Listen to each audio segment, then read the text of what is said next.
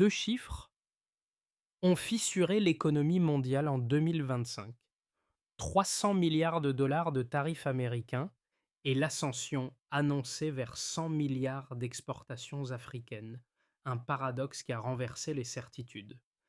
Mais alors que Washington et Pékin verrouillaient leur position, ce glissement brutal ouvrit un espace inédit où la production locale redevenait un levier de souveraineté palpable. Que signifie réellement ce basculement pour celles et ceux qui, comme Ibrahim Traoré, voient dans chaque usine rallumée la preuve qu'un continent peut décider de son propre rythme? Une scène minuscule mais suffisante pour comprendre qu'un cycle s'est inversé. Ce récit promet d'expliquer non pas une simple réaction à une guerre commerciale, mais la manière dont un continent longtemps relégué a transformé une rupture sino-américaine en avantage structurel. Au centre se trouve un bénéfice décisif. Comprendre comment un vide mondial devient une capacité productive durable, une clé qui sépare les économies spectatrices de celles qui façonnent leur propre trajectoire. L'enjeu est d'autant plus élevé que les chaînes d'approvisionnement ont cédé en moins de 30 jours, révélant que la stabilité n'était plus garantie par les géants, mais par ceux capables de relier ressources, usines et décisions politiques sous un même axe. Et si ce basculement paraissait abstrait, un détail le rend soudain concret. Des conteneurs quittent désormais le Burkina Faso avec la même question que posaient autrefois les ports asiatiques: à qui appartiendra vraiment cette croissance? Un micro-Houhouk surgit alors. Si un continent peut redéfinir sa position en un an, combien de temps faudra-t-il pour que cette transition redéfinisse les hiérarchies mondiales? En moins de 30 jours, des chaînes d'approvisionnement construites en 30 ans se sont effondrées et 300 milliards de dollars de tarifs américains ont cessé d'être une mesure provisoire pour devenir la nouvelle règle. Ce double choc a créé un vide mondial où l'Afrique, portée par 94 milliards d'exportations en 2025, a trouvé l'espace pour redessiner sa place dans l'économie fracturée.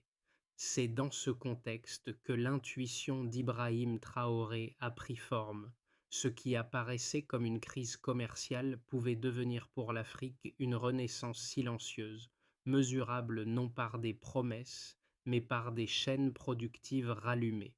Les usines textiles de Bobo-Dioulasso ont redémarré, les raffineries d'or ont relancé leurs fourneaux, et les zones franches se sont remplies d'ouvriers, recousant les commandes que l'Asie, paralysée, ne livrait plus. Les analystes ont parlé d'un signal d'inversion. Pour la première fois depuis les années 1960, un choc mondial n'imposait plus une adaptation africaine. Il ouvrait une fenêtre où les décisions locales pouvaient structurer le paysage industriel. Et derrière cette fenêtre, un changement plus discret se jouait. Les marges locales dépassaient les 40%, modifiant la nature même des contrats qui avaient longtemps enchaîné les économies du Sahel à la sous-traitance. À Ouagadougou, un corridor agro-industriel de 6000 km a été dessiné à la main sur 3 cartes ferroviaires, preuve que la souveraineté pouvait commencer dans une pièce sans ornement. Cette infrastructure est devenue le fil reliant porte, mine cette usine, permettant à des navires entièrement de changer de cap, quittant Shanghai pour accoster à Théma ou Abidjan.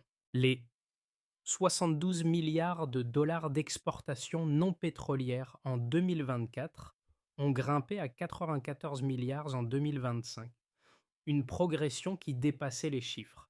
La marge devenait centre, le fournisseur devenait acteur. Une petite révélation bouclée.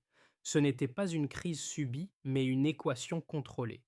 Croissance, coordination, contrôle, un rare alignement que le continent n'avait pas vu depuis des décennies. Dans une pièce sans ornement à Ouagadougou, un plan griffonné à la main est devenu la matrice concrète du basculement africain. Autour de la table, ingénieurs du Ghana, du Niger et anciens opérateurs miniers discutaient du tracé du corridor agro-industriel, cherchant comment transformer des concessions dormantes en zones productives capables d'absorber le choc mondial. Ce cercle restreint a servi de premier guide, un groupe chargé non d'imaginer une théorie, mais d'aligner ferroviaire, financement et contrôle public majoritaire. Le premier microcase s'est matérialisé quelques mois plus tard à Bobo Dioulasso, une ancienne filature chinoise à Rouvert, employant 4000 ouvriers formés localement, payés en francs adossés à l'or. Le geste était simple mais décisif. Là où l'on exportait des balles de coton, on calibrerait désormais des textiles finis. Le second microcase se jouait sur la côte ghanéenne. Un entrepôt frigorifique converti en hub logistique prenait en charge des cargaisons de fruits africains autrefois expédiés vers Shenzhen. Les flux autrefois dépendants trouvaient un ancrage local. À mesure que ces lieux reprenaient vie, une logique nouvelle émergeait. Relier les gestes individuels, coudre, raffiner, calibrer, à une souveraineté économique mesurable. Les comptables suivaient la valeur ajoutée en temps réel, et des étudiants en économie appliquée calculèrent les marges des textiles produits au Burkina Faso. Pour les habitants, l'impact se lisait moins dans les pourcentages que dans la stabilité retrouvée. Salaire régulier, ville rallumée la nuit, production maîtrisée. Tout commence par un tarif, se poursuit par un déraillement et s'accélère en une série de décisions que personne n'avait anticipées.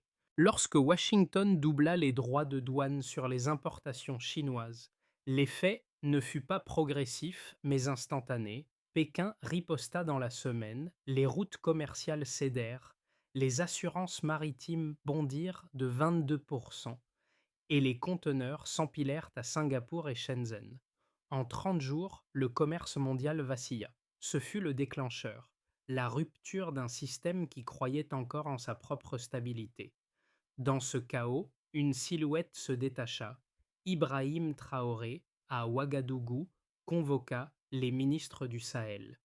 Alors que les entreprises occidentales cherchaient désespérément de nouveaux points d'ancrage, il proposa une alliance industrielle AES, pensée non comme une réponse mais comme un contre-projet. Le plan fut signé avant la fin du trimestre. Les premières entreprises américaines transférèrent leurs opérations de filature du Vietnam vers le Burkina Faso. Des groupes agricoles européens louèrent des terres pour produire et raffiner localement. Le Niger monta ses premières pompes solaires destinées à l'exportation. Le Ghana lança un système de douane numérique pour fluidifier les flux régionaux. Ce fut la mise en marche du moteur continental. Puis arriva la Cao-Trao, un emballement plus rapide que prévu. Les exportations non pétrolières du continent passèrent de 72 milliards d'euros à 94 milliards d'euros en un an. Les ports d'Abidjan et de Tema tournèrent jour et nuit. Les usines textiles de Bobo-Dioulasso débordaient de commandes. La main-d'œuvre locale, longtemps sous-employée, retrouva de la valeur. Les investisseurs parlèrent de miracle. Mais Ibrahim Traoré refusa le mot. Ce n'est pas un miracle, c'est une correction. Et chaque contrat fut révisé. 51% de participation nationale minimum, transparence fiscale, audit public trimestriel.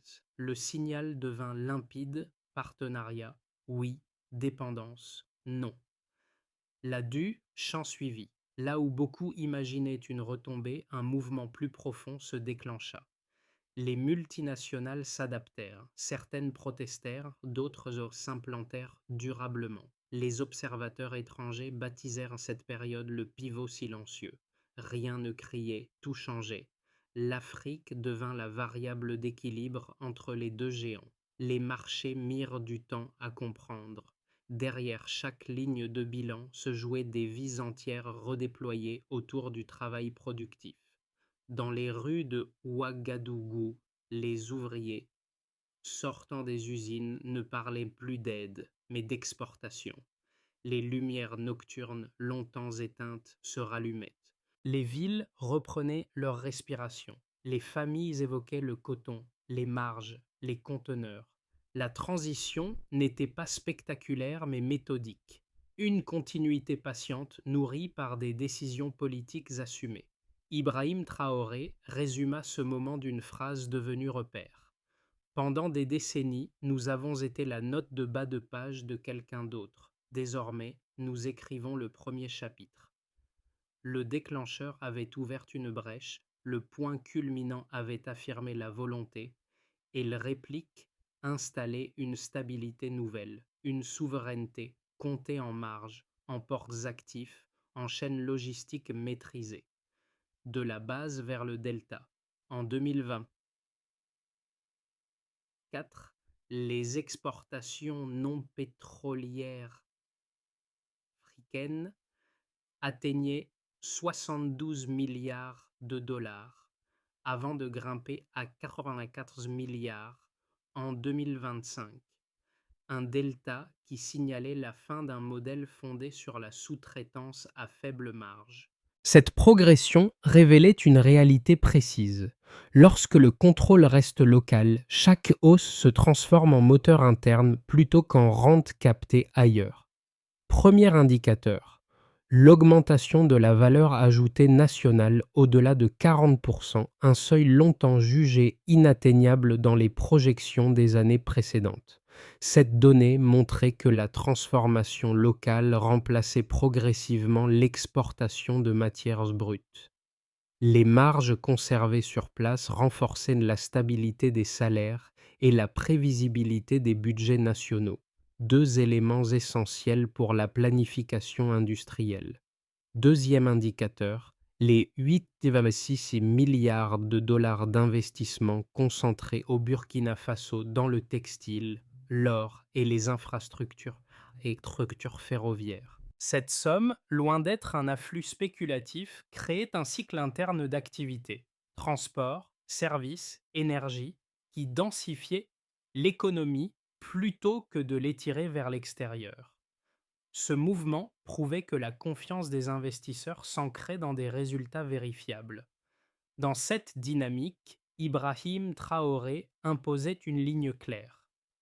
Tout contrat devait inclure un transfert de compétences mesurable. Troisième indicateur, les 210 MW de capacité énergétique ajoutée au Niger et au Mali grâce aux centrales hybrides.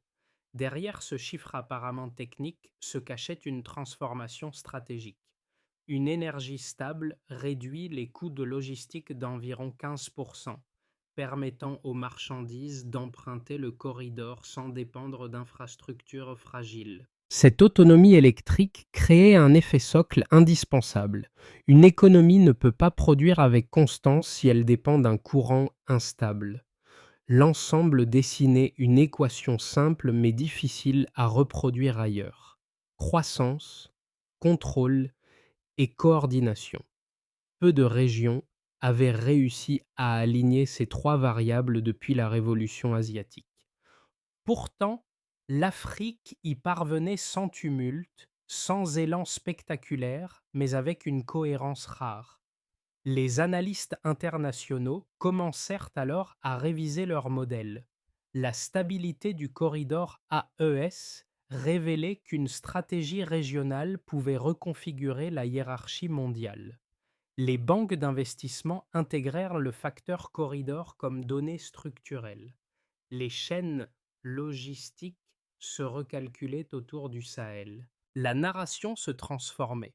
L'Afrique n'était plus la périphérie, mais un pivot crédible dans une économie fracturée. Au-delà des chiffres, une conviction se consolidait.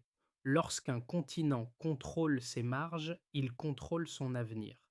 Et cette idée, longtemps considérée comme une ambition théorique, devenait observable dans les ports, dans les usines et dans les bilans. Les données n'étaient plus un commentaire. Elles formaient la preuve d'une mutation en cours. Une mutation que Ibrahim Traoré interprétait comme une transition vers la résilience productive. Deux camps ont tenté de définir l'élan africain de 2025-2026.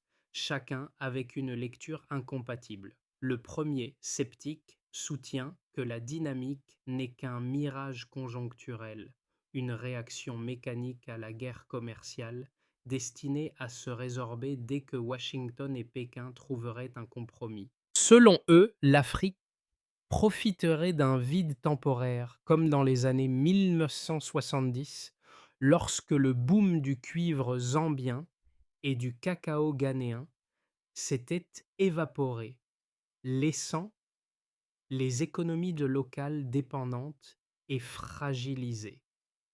Leur argument central est clair.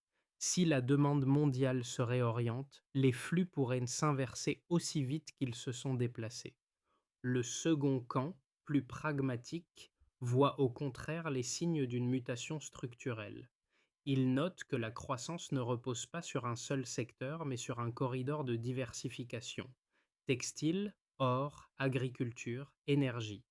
Surtout, les contrats signés depuis 2020-2025 comportent des clauses inédites. Audit public, réinvestissement local, transfert de compétences. Ces éléments ne relèvent pas d'un simple cycle, mais d'une architecture institutionnelle pensée pour durer. Les marges nationales augmentent lentement mais régulièrement, et les États apprennent à négocier ensemble sous la charte AES, une coordination régionale rare dans les décennies précédentes.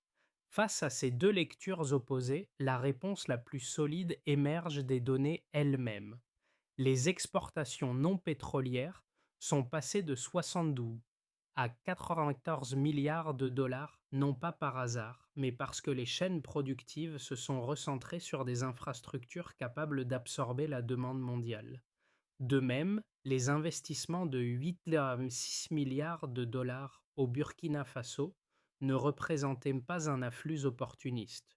Ils ont déclenché un cycle interne, logistique, énergie, formation, qui continue de produire des effets mesurables. Et surtout, la capacité énergétique ajoutée dans le corridor, notamment les 210 mégawatts hybrides, a réduit les coûts logistiques régionaux, une donnée qui ne dépend pas du bon vouloir des géants, mais d'actifs locaux. Ainsi, le Stillman rejette le simplisme des deux camps. Le boom n'est ni un accident, ni une garantie. C'est un prototype d'équilibre où chaque variable gagne en poids parce qu'elle repose sur un contrôle local accru. La question n'est donc pas si l'Afrique peut maintenir ce rythme, mais comment elle choisira de structurer la suite. Un pivot silencieux naît. Au milieu de cette trajectoire ascendante, un détail jusque-là sous-estimé révèle l'ampleur réelle du basculement. La reconfiguration des itinéraires commerciaux ne s'est pas faite sous pression extérieure, mais sous pilotage local.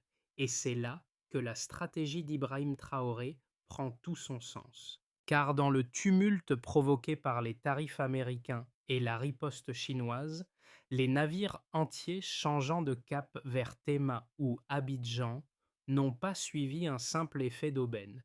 Ils ont suivi une logique de contrôle où les ports africains devenaient des alternatives crédibles. Dans ce point médian, le corridor n'est plus un concept. Il fonctionne, il aspire les flux, il redistribue le travail et la valeur. Les hubs logistiques, qu'ils soient textiles, miniers ou agricoles, illustrent la même mécanique. La dépendance se contracte à mesure que la production locale se densifie. Et soudain, le reveal apparaît. Ce déplacement n'est pas conjoncturel mais directionnel. Une économie qui fabrique, qui exporte et qui formalise ses marges devient une économie qui pèse. À ce stade, l'Afrique n'attend plus que les géants se stabilisent, elle avance avec sa propre inertie productive.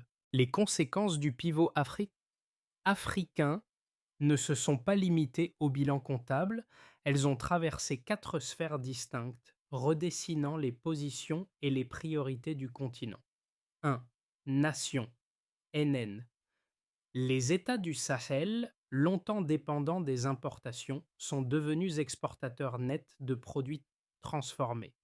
Le Burkina Faso, par exemple, est passé de 8,6 à 12 milliards de dollars d'exportations annuelles entre 2025 et 2026, stabilisant ses budgets et réduisant sa dette publique de 9%. Pour Ibrahim Traoré, cette évolution incarne une souveraineté comptable où la dignité se lie dans les chiffres du commerce plutôt que dans des promesses d'aide extérieure. La logique sous-jacente est simple: produire localement, transformer localement, conserver la marge et imposer un rapport de force plus égal avec l'économie mondiale. 2. Douaniep, Enterprises, DN. Les compagnies locales, autrefois fragiles, sont devenues des pivots industriels crédibles. Une chambre de commerce américaine a estimé que l'Afrique pourrait remplacer jusqu'à 15% de la production asiatique à bas coût en 5 ans, tant les chaînes logistiques s'adaptent aux corridors. Les multinationales ont ajusté leur modèle. Certaines se sont ancrées durablement, d'autres ont accepté des contraintes nouvelles comme les salaires minimums et les clauses de formation obligatoires. Le Ghana, le Niger et le Mali ont instauré des incitations fiscales conçues pour stabiliser les investissements productifs tout en limitant la fuite des capitaux. Cette dynamique a consolidé un écosystème où produire en Afrique n'est plus un compromis mais une stratégie. 3. Nguizon. Citoyens. En D. Dans les villes industrielles, le changement est visible dans les gestes. Les rues Leitch se remplissent à nouveau, les usines tournent tard le soir et des milliers de travailleurs, plus de 9000 à Bobo-Dioulasso, participent à une chaîne de production éclairée par l'énergie solaire. Les familles parlent désormais d'exportation au petit déjeuner, signe que la croissance n'est plus abstraite mais vécue. Les étudiants abandonnent les concours d'aide internationale pour suivre des cursus en logistique ou en comptabilité d'exportation, ancrant leur avenir dans la région. Comme le résume souvent Ibrahim Traoré, nos enfants ne mémoriseront plus des slogans d'aide, ils traceront des itinéraires de navires. 4. Coup-VUC, géopolitique régionale, KV. Le pivot africain a obligé les grandes puissances à revoir leur stratégie. Les États-Unis ont lancé une loi sur l'accès manufacturier africain, offrant 25 milliards de dollars de crédit à taux réduit, tandis que la Chine convertissait une partie de ses prêts en participation industrielle. Pour la première fois depuis la guerre froide, la rivalité sino-américaine créait un gagnant tiers: l'Afrique elle-même. La stabilité du Sahel est devenue une condition d'équilibre mondial, non plus une variable sacrifiable. Dans ce contexte, la posture ferme mais ouverte d'Ibrahim Traoré a servi de boussole régionale, rappelant que le pouvoir africain ne se prouvait plus par les discours, mais par les ports, les routes et les bilans. Bilan. Les effets du basculement ne sont ni ponctuels ni symboliques. Ils changent la manière dont nations, entreprises, citoyens et alliances internationales se projettent dans la décennie à venir. Scénario 1. Base. La continuité maîtrisée. Si la trajectoire actuelle se maintient, les exportations africaines dépasseront 110 milliards de dollars d'ici 2027, prolongeant la dynamique enclenchée par le corridor AES. Les chaînes logistiques resteraient stables, même si la pression énergétique et les coûts du fret pourraient rogner les marges accumulées au cours du cycle précédent. Dans cette hypothèse, l'Afrique continuerait de croître mais avec prudence, consciente qu'une économie renaissante doit encore apprendre à consolider ses fondations productives. Le Sahel deviendrait un pôle prévisible, rare, dans un marché mondial fragmenté. Scénario 2. Optimistique, l'ascension structurée. Dans une version plus ambitieuse, les accords AES seraient étendus à 7 pays, renforçant la coordination régionale. La production combinée grimperait vers 130 milliards de dollars, portée par des chaînes intégrant technologies locales, pompées solaires, infrastructures douanières numériques et textile connecté. Les jeunes diplômés trouveraient davantage d'opportunités sur le continent que sur les routes migratoires, inversant un flux de plusieurs décennies. Les États, solidaires dans leurs négociations, traiteraient d'égal à égal avec les blocs occidentaux. Ce scénario verrait le Sahel émerger comme une nouvelle équation industrielle mondiale, une Asie verte façonnée par l'or, le coton et le soleil. Scénario 3. Worst, le repli et la pression externe. Un retournement de la demande mondiale ou une réconciliation trop rapide entre Washington et Pékin pourrait faire chuter les prix. Les États les plus dépendants du corridor AES subiraient alors un effet domino. Contraction budgétaire, fermeture partielle d'usines, retour migratoire, tension sur les salaires. Les investisseurs étrangers pourraient se retirer, recréant des dépendances anciennes sous un nom nouveau. Dans cette configuration, même les acquis récents, formation, valeur ajoutée locale, stabilité énergétique, seraient à fragiliser. Ici, le risque n'est pas l'échec immédiat, mais l'oubli du pourquoi. Sans politique industrielle ferme, une réussite peut devenir une parenthèse. Kruyen ni Tudui Ko. Pour traverser ces trois chemins possibles, un principe doit guider les décisions. Modéliser avant de réagir, coordonner avant de croître.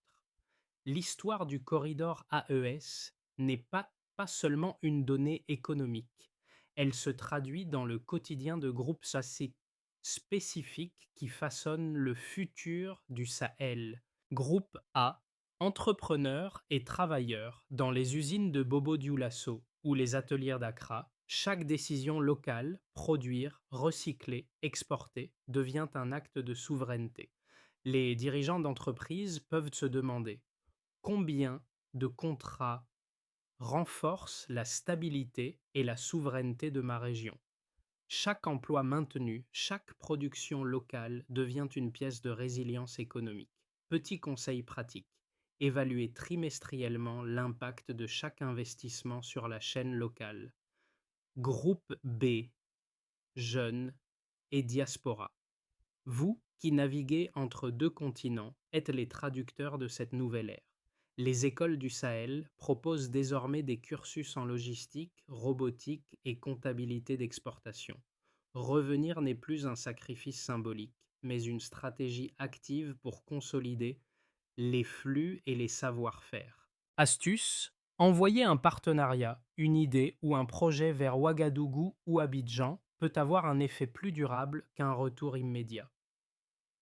Groupe C, observateurs et décideurs étrangers. Ne percevez pas ce mouvement comme une menace. Il s'agit d'une opportunité d'équilibre. L'Afrique ne réclame pas la charité, mais la cohérence. Les marchés stables émergent là où les partenaires se comprennent et coopèrent sans écraser les initiatives locales.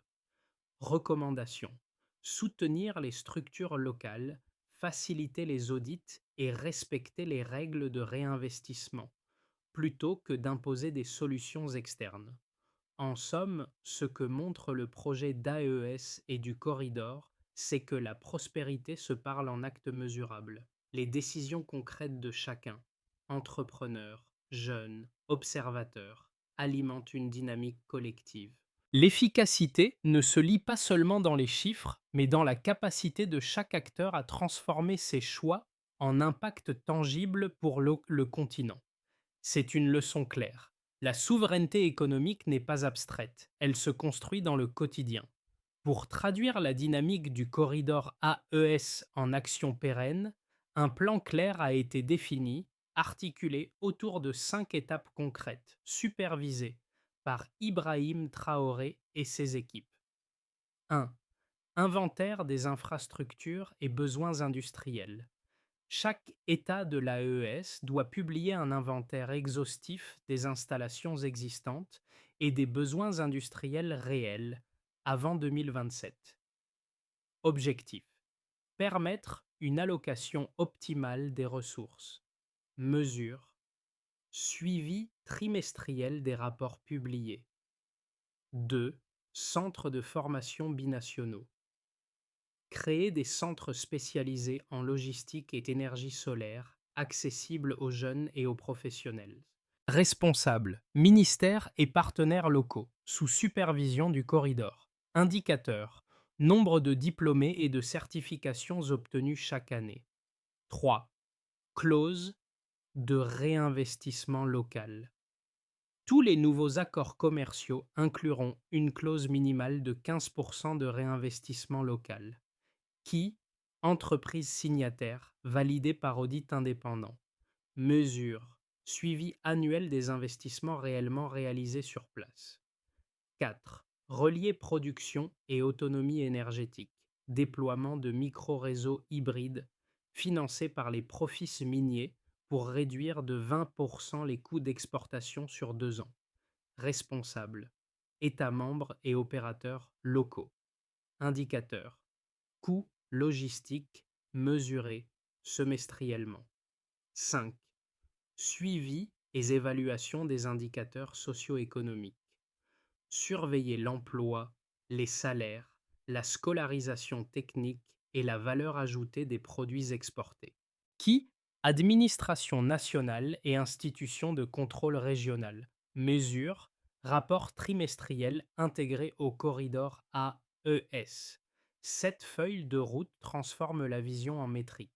Chaque action, chaque décision et chaque investissement devient vérifiable. Avec Ibrahim Traoré à la tête du suivi, la logique est simple. Compter pour posséder, posséder pour protéger. C'est ainsi que le corridor ne reste pas une idée, mais un instrument concret de souveraineté partagée et mesurable. Le plan griffonné à la main dans la pièce sans ornement de Ouagadougou évoqué au haut redevient le symbole tangible de la transformation africaine. Les cartes ferroviaires, les notes éparses, les discussions techniques avec les ingénieurs du Ghana et du Niger, tout cela n'était pas un simple exercice. C'était le point de départ d'une souveraineté mesurée que chaque action locale a progressivement consolidée. Aujourd'hui, cette même table symbolise l'alignement entre vision et réalité. Les usines textiles, les hubs logistiques, les pompes solaires et les audits réguliers sont autant de confirmations que la stratégie pilotée par Ibrahim Traoré a produit un changement concret. Chaque geste, chaque décision, chaque contrat inclusif devient un écho de cette première réunion, rappelant que la souveraineté ne se décrète pas. Elle se construit lentement mais sûrement. La leçon émotionnelle est simple et percutante. Construire lentement, garder le contrôle à chaque étape.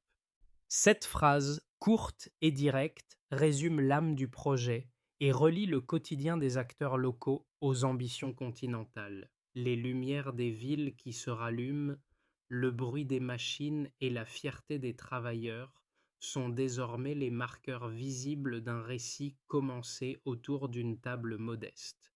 Ainsi, le callback motif ne sert pas seulement à rappeler le passé, mais à montrer que chaque victoire, même silencieuse, est le fruit d'une planification consciente et d'un engagement collectif.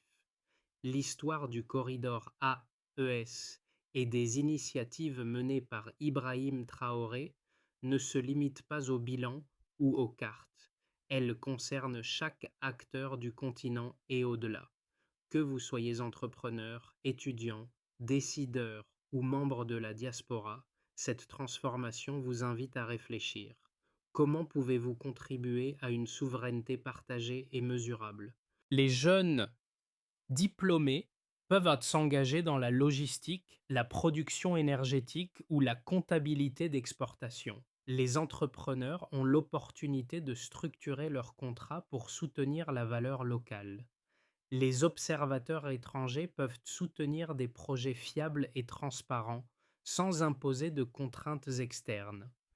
Chaque interaction, qu'il s'agisse d'un projet, d'une discussion sur les réseaux ou d'un partage d'expériences, devient un vecteur de croissance collective.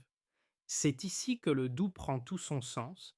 La prospérité ne se mesure pas uniquement en chiffres, mais en engagement concret et continu. Alors que l'Afrique transforme sa position mondiale, la question reste ouverte pour chacun. Sommes-nous prêts à redéfinir notre rôle et à agir pour la cohérence durable? Votre voix, vos choix et vos actions peuvent désormais faire partie de ce récit, faisant de chaque contribution un élément de la souveraineté future.